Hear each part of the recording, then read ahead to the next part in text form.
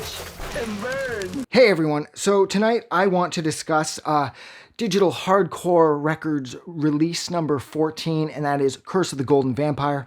Now it's here on there's a little sticker on the cover that says featuring Alec Empire and Techno Animal.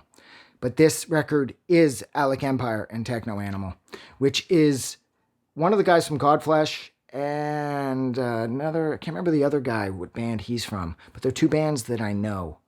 I can't remember the other band. Jesus. I suppose it doesn't matter.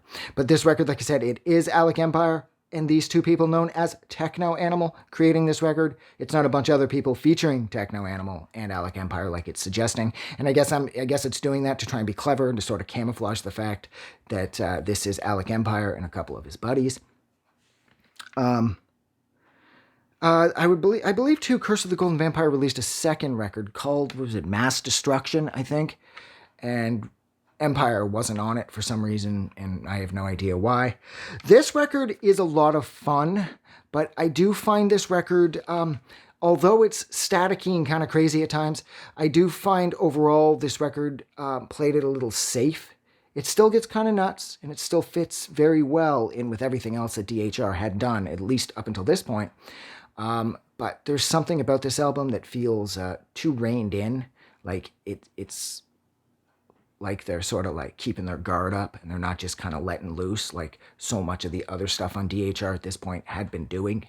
Like, this record is taking chances, but at the same time, it's sort of like hedging its bets. Like, it's like I said, it's playing it very safe, and it's not a bad thing. I like that because everything up until DHR release number 14, everything had been so varied or so crazy and so varied that a more stable release like this was due, and it, like I said, it sort of like levels out the playing field more.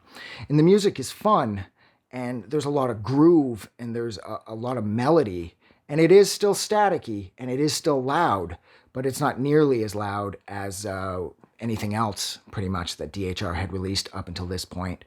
I mean, up until this point, too, if I'm not mistaken, The Horrible Plans of Flex Busterman were released from Patrick C., and that record is sort of like a straight video game soundtrack, which is really clever, of course, because that's what the record is you're playing through the different levels on a video game.